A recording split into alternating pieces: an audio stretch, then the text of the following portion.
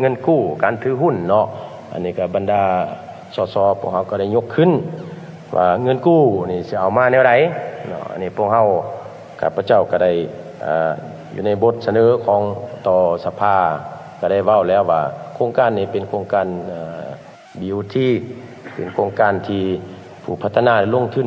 100%เนาะฉะนั้นการแบกหาภาระสั่งต่างๆหั่นในแง่การลงทุนและแม่นผู้ลงทุนจะเป็นผู้แบกหาบเนาะฉะนั้นรัฐบาลจะบ่ได้ไปค้ำประกันเงินกู้คือกันกับโครงการอื่นเนาะอันนี้ก็ขออยากให้สมาชิกสภาพวกเราเข้าใจสำหรับการถือหุ้นเนาะสำหรับการถือหุ้นนี้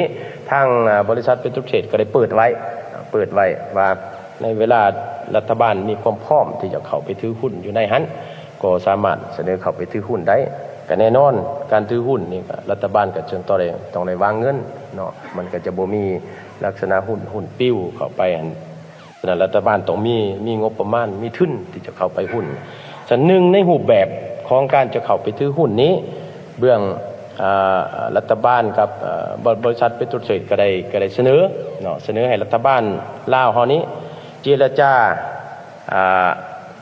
อาจจะนำใช้เงินกู้ EDCF เนาะซึ่งเป็นเงินกู้ดอกเบี้ยต่ำดอกเบี้ยมัน 0.01% ในระยะ40 ปีการชำระต้นทุนนี้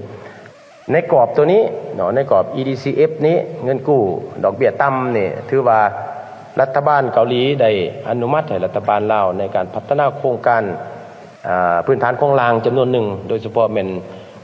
การสร้างการพัฒนาทางฝั่งเจือนเนาะหลายแขวงก็ได้รับผลประโยชน์เป็นต้นเป็นนครหลวงวิจันทร์แขวงจำปาสักเนาะในมูลค่าใน4 ปีแล้วเป็น$500 ล้านสหรัฐเนาะในห่วงตัวนี้ถ้าว่ารัฐบาลเกาหลีนะเกาหลีใต้สามารถปล่อยกู้อนุมัติเงินกู้ในจำนวน$500 ล้านสหรัฐให้รัฐบาลลาวนี่อันนี้จะเป็นช่องทางที่รัฐบาลลาวจะนำใช้เงินกู้ดังกล่าวนี้ที่มีดอกเบี้ยต่ำที่สุดนี่เขาเป็นหุ้นของรัฐบาลอยู่ในโครงการรถไฟลาวเวียดนามเนี่ยฉะนั้นอันนี้ในกระบวนการตัวนี้เนี่ยปัจจุบันเนี่ยก็ได้มีการปรึกษาหารือกันแล้วเนาะเวลาในระยะการเยี่ยมยามซอเกาหลีอย่างทางรัฐกิจของประธานประเทศของเขา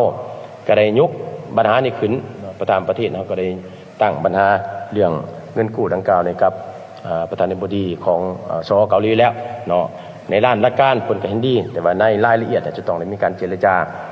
ตกลงกันคักแน่เพราะว่าเงินในกรอบของ EDCF นี่ละแม่นบ่ได้พัวพันถึงพื้นฐานของรางรถไฟนี้เนาะแต่ว่าถ้าว่ารัฐบาลซอเกาหลีเห็นดีที่เอาเงินตัวนั้นมาให้รัฐบาลลาวกู้แล้วเราจะสามารถนำเงินดังกล่าวนี้เขาเป็นหุ้นของโครงการทางรถไฟนี่เนาะอันนั้นเป็นข้าพเจ้าอยากขออธิบายชี้แจงบางปัญหาที่เห็นว่ามีความสำคัญแต่จังใดก็ตามเนาะก็ขอแสดงความขอบใจนำบรรดาสสทั้งหมดที่ได้ให้การสนับสนุนโครงการดังกล่าวนี้ก็หวังว่ารัฐบาลจะได้รับไฟเขียวแล้วก็จะได้เซ็นสัญญาสัมปทานในไวๆนี้ขอขอบใจข้าพเจ้าอยากมีคำเห็นบางทัศนะดังนี้เนาะประเด็นที่หนึ่งเกี่ยวกับคำศัพท์นี่ก็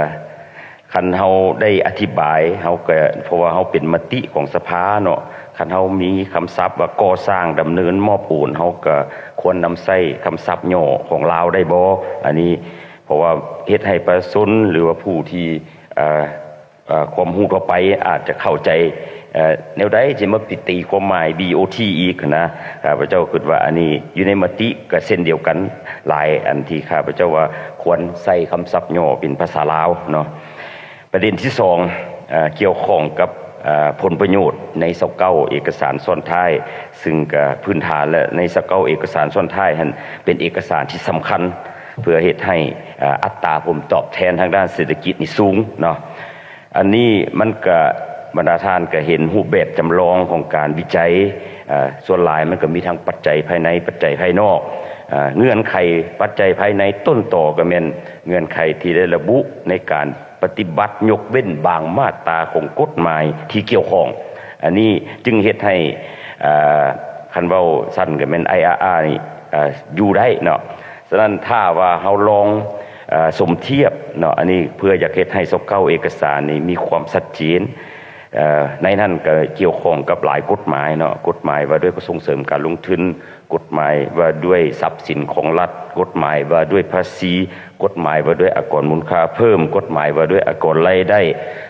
กฎหมายว่าด้วยอากรสมไส้หลายอันที่เกี่ยวข้องที่กฎหมายบางมาตราที่ได้ที่จะได้กล่าวในการใน29เอกสารนั้นฉะนั้นข้าพเจ้าคิดว่าลองให้รูปแบบจำลองนี้ปฏิบัติตามกฎหมายและบรรดามาตรากฎหมายได้ยกเว้นท่าน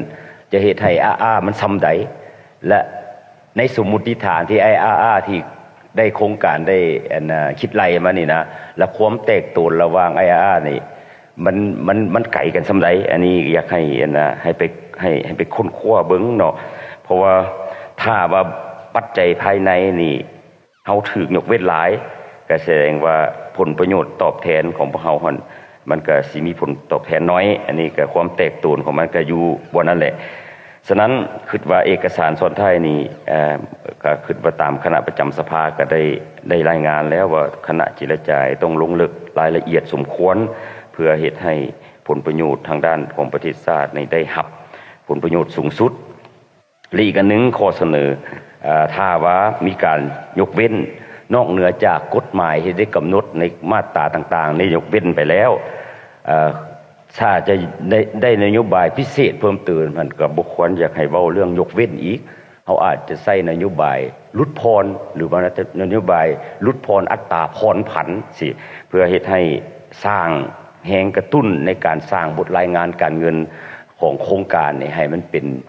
รูปแบบมาตรฐาน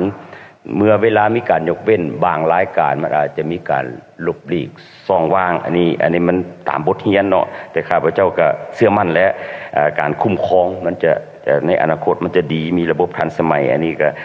เพื่อเป็นประโยชน์ให้แก่คณะเจรจาอันที่สองการเสนออยู่นี่อยากเสนอเรื่องคันแยกได้ก็ให้แยก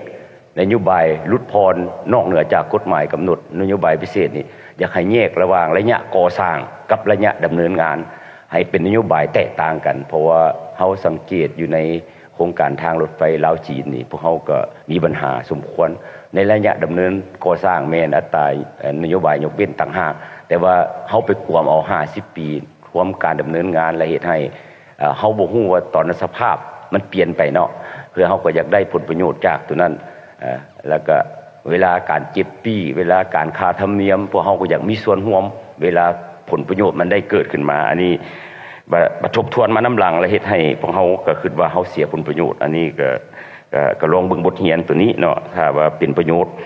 อันที่3เอกสารซ้อนท้ายที่จำเป็นนี่ควรสามารถทบทวนได้บ่ควรให้อยู่ในอายุสัมปทาน50ปีเลยเพราะว่าเฮาก็บ่ฮู้ว่าสถานการณ์ในสภาพการโลกภาคพื้นมันจะเปลี่ยนแปลงแล้วใดระบบการขนส่งโลจิสติกมันจะเพิ่มไวเพิ่มซ่าในการคาดคะเน50ปีมันก็ได้ยากฉะนั้นเอกสารซ่อนท้ายนี่ควรได้พิจารณาเป็นช่วงระยะว่าสามารถทบทวนได้ในระยะ10ปี5ปีอันนี้ควรเปิดไว้อันนี้ข้าพเจ้าอยากคำเห็นต่อจุดอันน่ะ29เอกสารซ่อนท้ายหันวันนี้ต่อการชดเชยกับข้าพเจ้าคิดว่าปัญหาการชดเชยนี่เป็นปัญหาสำคัญก่อนการก่อสร้างควรได้รับการชดเชยให้มันแล้วเพราะว่าการราคามันจะมีการเปลี่ยนแปลงเมื่อเวลาดำเนินการไปแล้วจะไปชดเชยคืนนี่ราคามันจะเปลี่ยนแปลงจะเฮ็ดให้ผู้ถูกชดเชยหั่นมันจะมีผลกระทบต่อผลประโยชน์ของเขาเจ้าฉะนั้นเบิ่งเส้นทางรถไฟลาวจีนปัจจุบันนี่แหละอ้อมสถานีเนาะเขาเจ้าก็เรียกร้องตามสัญญาสัมปทานนั่นก็ว่า